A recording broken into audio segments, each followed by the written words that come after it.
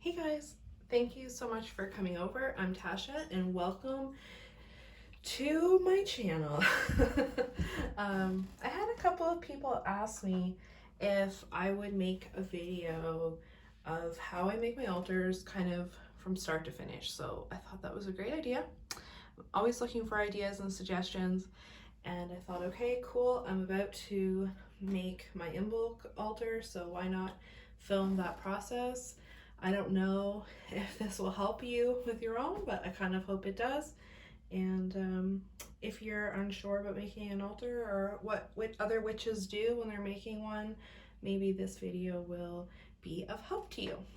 So the first thing I do when I am creating an altar is I like to wash the surface and just kind of cleanse it a little bit. So I'm using vinegar and water.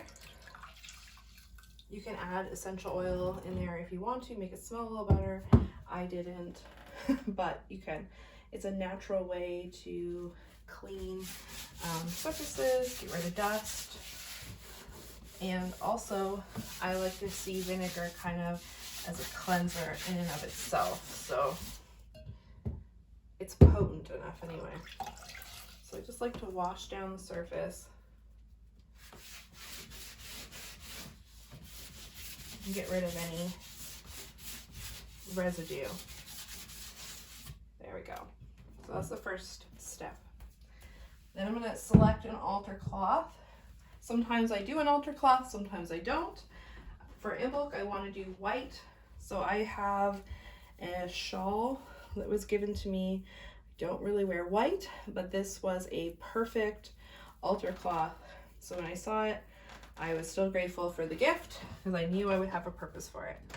So I really want to do, my theme is red and white. Red, white, and Bridget, I guess. And so I'm going to use this white cloth.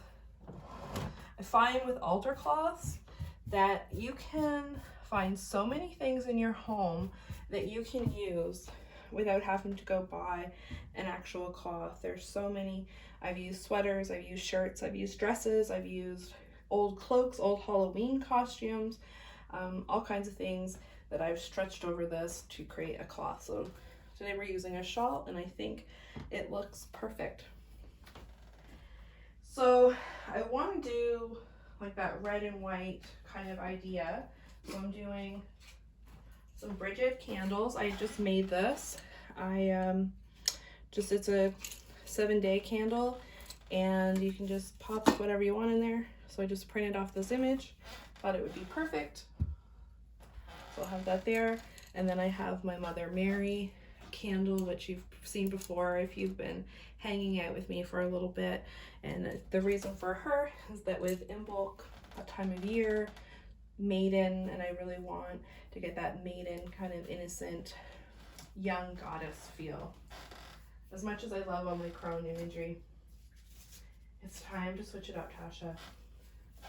This is a broom that I purchased recently from an Indigenous artist here in New Brunswick. And I can put a link to her site in the comments. She's amazing. And she just totally encaptured what I kind of envisioned the goddess Bridget, or kind of that maiden goddess. So this is a perfect piece that I'll put on here.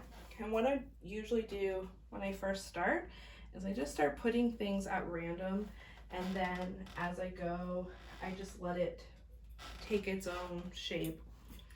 Next up is this. You've probably seen it before. It's usually full of black feathers, keeping with that red and white idea I have, with a couple of brown to keep that theme going.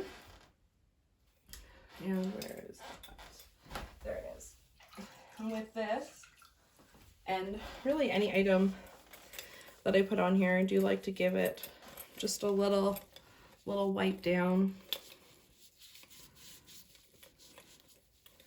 before it goes on there. There we go. Okay. Then I have Bridget's bed, which I talked about in the little Bridget video I did. So this is it here. This is the basket that I use.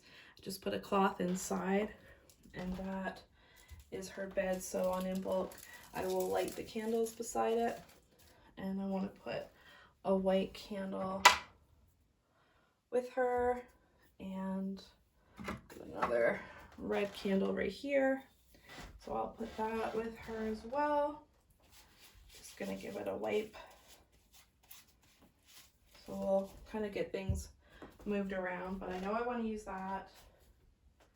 I've got this red heart-shaped candle holder, the white candle. As you become a witch, and when you're old and in your 30s like me, you'll have accumulated a lot of candle holders. So if you're like, holy shit, I don't have this many candle holders, don't worry, you will accumulate them. I wanted to do some flowers, so I took an old spaghetti jar and just taped a nice picture in bulk that made in Goddess, and I've got some little fake flowers. When I got my knee surgery, oops, sorry, we weren't allowed to have real flowers, so my husband got me these. And it's a pandemic, and going out to buy fresh flowers right now just doesn't seem necessary. So they're gonna go on there somewhere. Kind of get that spring vibe going. And what else do I want to do? The cauldron bell. So I've got my cauldron. In here are a bunch of pieces of agate that my nephew and I cracked open together, and so it reminds me of him, and that's a good memory and something positive. And also the cauldron of rebirth, representing all the stirrings that are happening in the earth right now. And the bell. So that's how I like to invoke in Goddess or Spirit. Let's see. Got those. Okay. Another white candle, because you can't have too many at in bulk or Candlemas. This hand here is where, when I'm working spells for people, I will put them kind of in here, and then that way I can focus on that person and what they asked me to do for them, so I can keep charging it. So that's going to go on the altar. And a little fairy, innocence. Okay, it's a little bit crazy right now, a little bit messy, but I'm gonna take a look. And now this is the part where I just kind of decide where I'm going to put things. It's the fun part of making an altar, is that you can't do it wrong. You can't mess it up. So as long as it's pleasing to you and it speaks to you in some way, you're doing it right. I wanted to switch these out.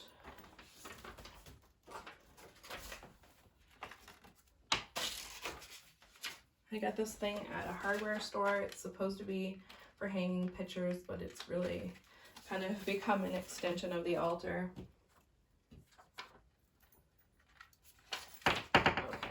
So, there, nice. Let's move some stuff so I've got some red happening. I'm sure people that are much more coordinated at decorating are like, do this, and you're probably so right, and I'm probably doing the opposite of what you think, but that's okay. So there's our candles. I want that in the center, sort of. Got another little fairy like that, but I don't know. I don't know where that is. I'll find it. So I'll put another little fairy there. There we go. Whoops. I am such a klutz. I do this to my stuff all the time. Dangerous. Okay.